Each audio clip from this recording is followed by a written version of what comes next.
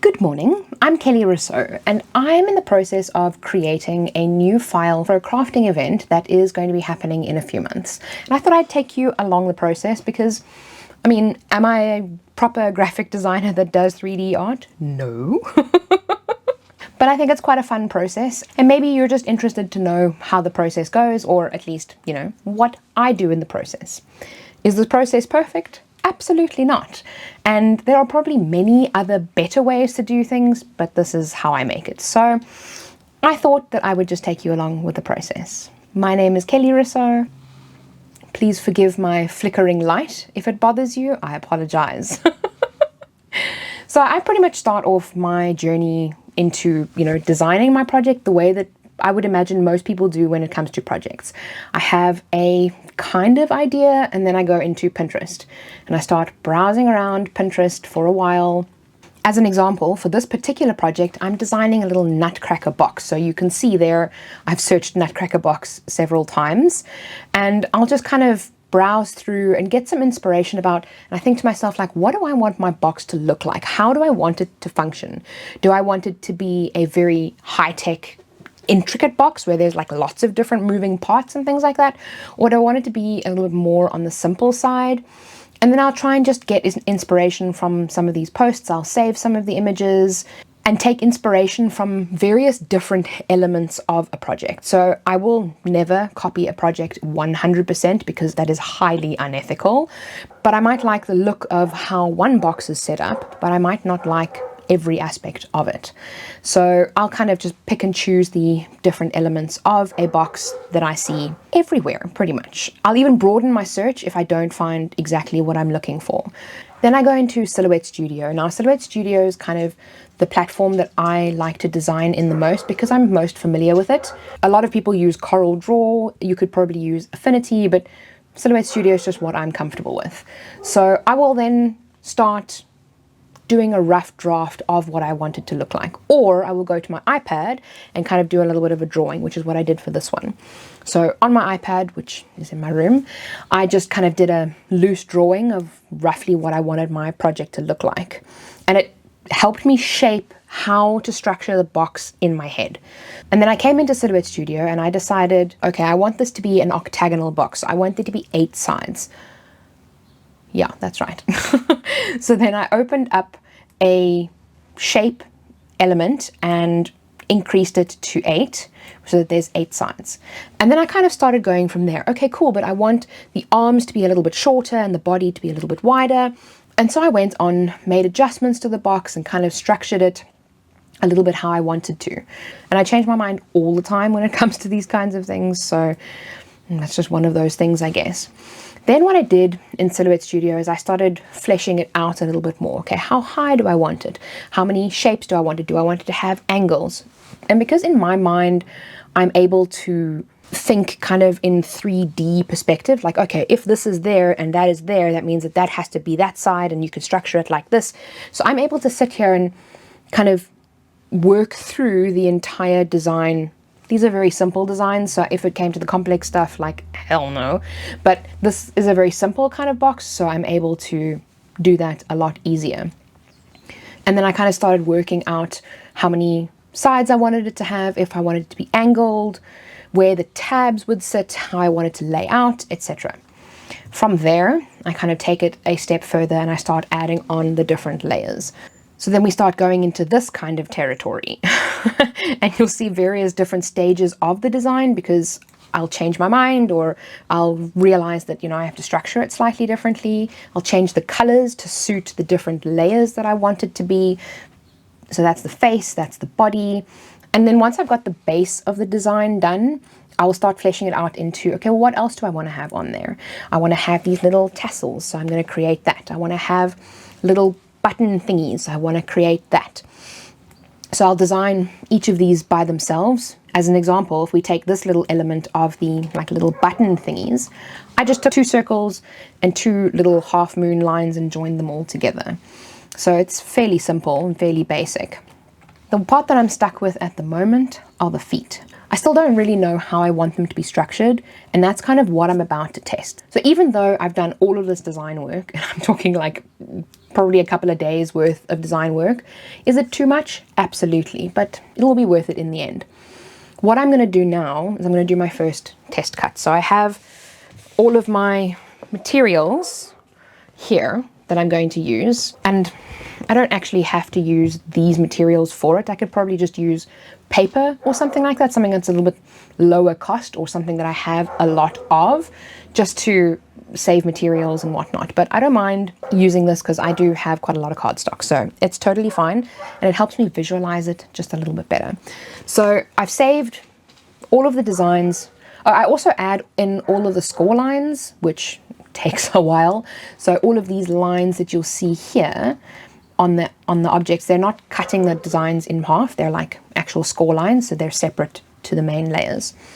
So then I'll upload all of that into Cricut Design Space, which I need to open. And then here we have our kind of first edition of the Nutcracker test. So I've tried to optimize the space just a little bit to try and help save material, and I've attached everything. Obviously the score lines need to be changed to score, and each of those objects are like their own little elements, which I will change the way that that is structured in the end, because I want to be able to have you use this more easily. So I'll probably just make all of the score lines one layer and all of the black elements one layer, so that it's, you know, less hassle, because otherwise you're gonna have to go in and change the score lines for every single one. And then I'm just going to do a test cut. The sizing on this one was actually perfect. Total accident, because you can actually fit 4 on a page, which I realized later. I mean, that's just literally serendipitous, as they say. And I'm just going to do one test cut for the first round. The most important part for me are the boots. So I'm not really sure. I mean, I'll probably end up having to cut everything else anyway. I've spent the least time on the boots because I know that I'm going to need to make serious changes, and I'm struggling to wrap my mind around how I want it to be and where I need extra flaps. So I figured I'm just going to take the base file that I have, cut the boots, and then see, once I've actually got it in front of me, where I need to add extra flaps, because I think my brain is just tired on this file, and I need some like downtime on trying to figure it out. So we're going to do the boots first. Turn the machine on. And I do need to clean up the space a little bit because there's like a whole bunch of stuff here. Whoopsie daisy. Okay, talk about chaos, because nothing is where it's supposed to be, you see. This is supposed to be over there. My room is a little bit of a chaos goblin at the moment. So, oh, my scoring stylus. So I'm going to pop the scoring stylus in, bring out my mat, and then get to cutting the first layer, our first test layer.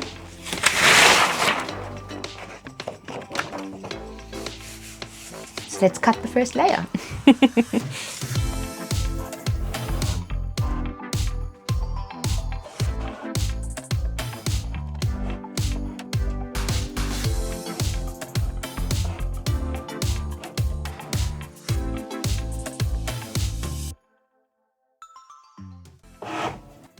And as always, we check our cuts. You see the black is always just a little bit thicker than the rest of the colors. So I'm just going to run this again. That's exactly why we check our cuts.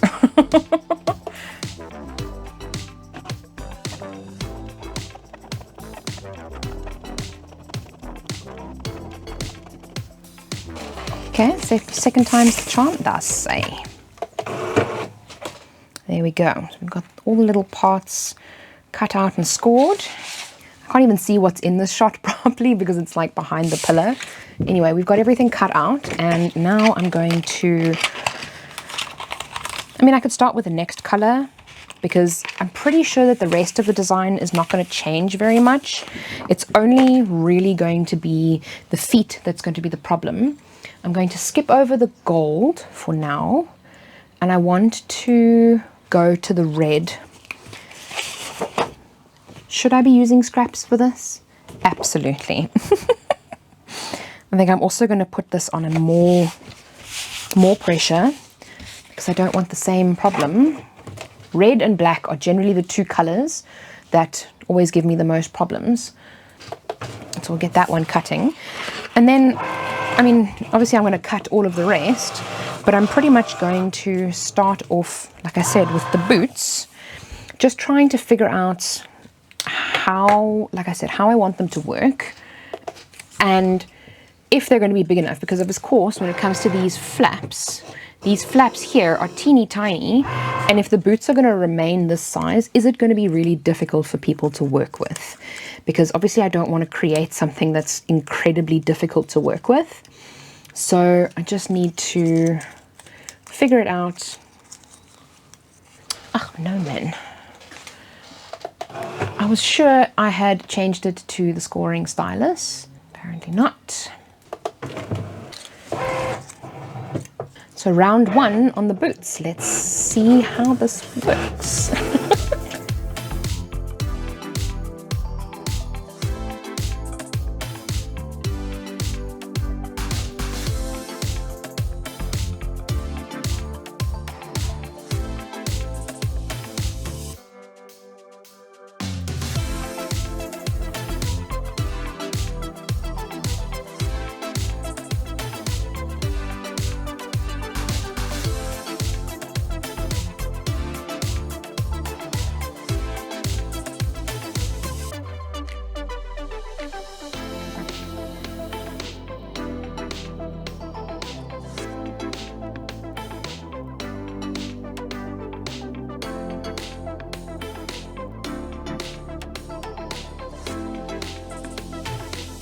Okay, so I've put most of everything together, and I've got the hat, which is super cute, and then the body, which was pretty challenging to put together considering that it kind of comes in at the neck, and I made a mistake on the top, or it can be joined with the lid.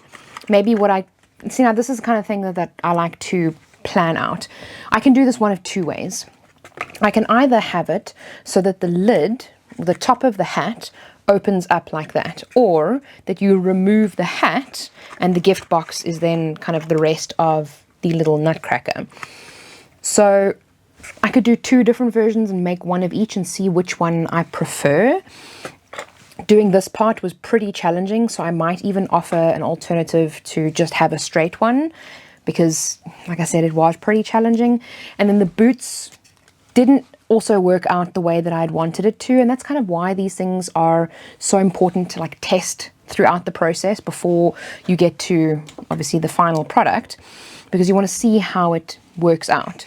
So another option that I had was to have the body that fits over the feet. So the hat would then be stuck to the head, right, just like that. And then the body of the box, or the main part of the box, would then be the feet. So the feet would kind of be stuck onto, or it would be its own base, and then the whole body would slip over that. But I mean, that is also quite a lot of cardstock, considering that you would then have to have an entire piece of black. So I'm not sure if I'm going to do it like that. I do like the idea of fleshing out the back of the feet, because obviously this is just the front piece. You can see there it's like literally just the front part of the feet that fits over like that. So I'm going to flesh out that and restructure the design. If I want to fit the hat over the head and remove the hat to open the gift box, then I'm going to need to make the hat a tiny bit bigger or the head a tiny bit smaller so that it fits, because currently it doesn't quite fit on there, which again is why we do the tests for these. But I mean, I actually really like where the direction that it's going at the moment. That's kind of where it is. So it's the little hat with the flap, and then the head, and then the boots. I think it's super cute, and then it's going to have tassels on the side and then little hand pieces on the side as well. Or I might just leave the hands off, I'm not sure. And then of course it'll have the little rungs in the front, so it'll be quite cute.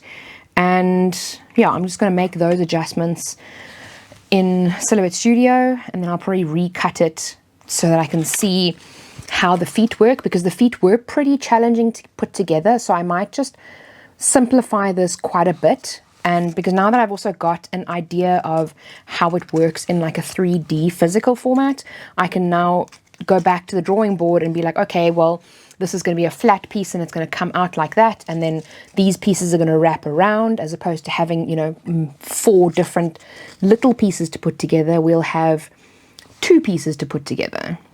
So it's going to be a lot easier for you to put together as well as for me to design. So I'm interested to see how this is going to turn out. And yeah, so that's what I'm going to be doing for the next few hours.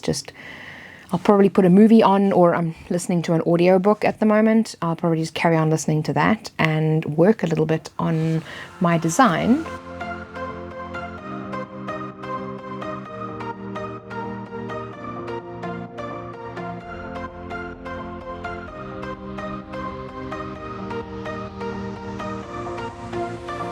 Okay, it's now a few hours later and I'm finally finished tinkering with version 2 of the feet, and I'm going to test it again, but I'm not going to do it tonight. I'm going to do it tomorrow because it's now, I don't have my watch on.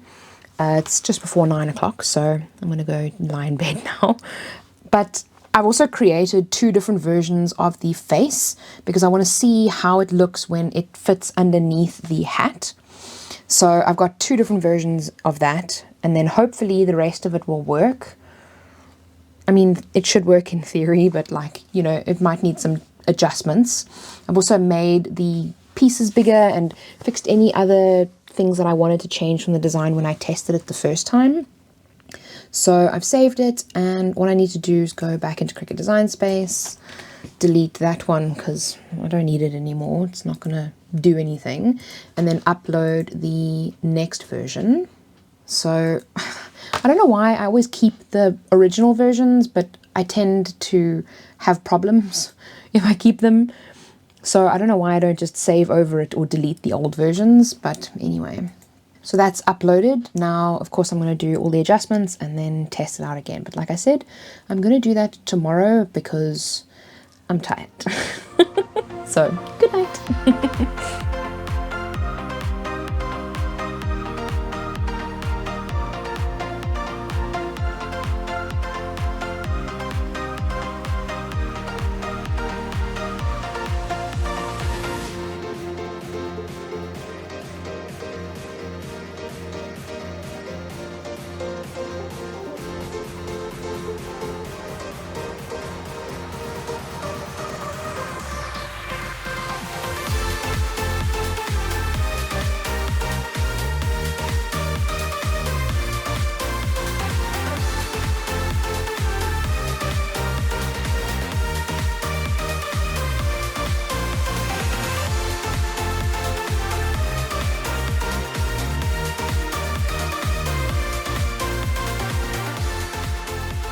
Alright, so it's now the next day. I ended up working ridiculously late yesterday on another event that was happening, and I've had a headache pretty much for like the last 3 days, so I haven't really been able to devote the proper brain power to getting this finished as much as I would love to.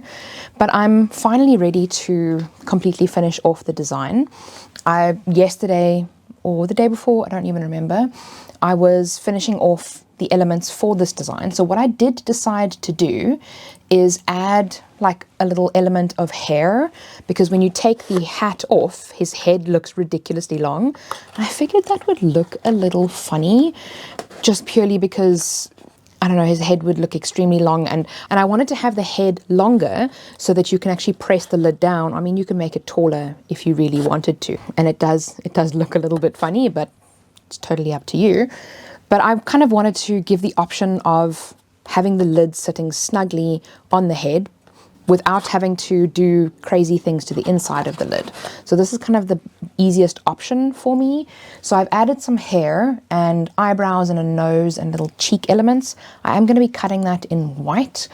And I also try and think about like, how is this going to work out in practice? Because the hair is going to be white. The eyebrows are, I mean, black or brown. I suppose you can choose whatever color you want. The cheek pieces, you can do pink, you can do orange, doesn't really matter. And then the nose is generally like a pink color. But these are such tiny little elements. And When it comes to projects like this, if I've got to cut a tiny little circle that I'm not even kidding is that big, and I've got to grab a piece of offcut just for a tiny little circle that size, or 2 or like 4 different colors, like that's the last thing that I want to do. So I figured I would take a slightly different approach and just cut it all out of white and color them with ink or pens or whatever. So that's kind of the approach that I'm taking with this, and I feel like it'll make a project a lot easier to tackle. So I try and think of it from that perspective as well, like how challenging is it going to be for the person to actually make the project? Am I doing 25 different colors? Like, no, nobody wants to do 25 different colors. So that's going to be the easiest way for me to avoid that problem, or to help you avoid that problem. And I'm going to cut these and apply them to the design, and then I'm pretty much done. I'm very happy with where it is. It is a little bit challenging to do the neck area, but every other element in this project is super simple, so I don't mind having one element that is a little bit more challenging. It's totally okay for me. I could do an easier version where it's just a straight down, but I feel like that could look a little boring, so maybe not. And then I get to film the video, so I'm very excited for this project to come together, and while I really want to show you the end project in all its entirety, I'm going to leave that up to an event that I'm going to be doing. So make sure that you sign up to my email list down below so that you maybe will be able to get this template, and maybe another one if I get time to design some bonus designs for that one, because that should be quite fun. But yeah, make sure that you're signed up to my email list. I don't spam. You can unsubscribe at any time, no problem. And then you'll be able to get invited to the event where I'm going to be showing you how to make this. So yeah, thanks so much for watching. I hope that you learned something. If you did, let me know what you learned. And if you enjoyed this kind of video, let me know down below what other things you might want to see, because I really enjoy sharing this kind of stuff. It's not necessarily like a Cricut tutorial, but it is a little bit different, and it's still completely crafty related. So let me know what you want to see. Don't forget to subscribe, and remember, be kind to someone today. See you soon.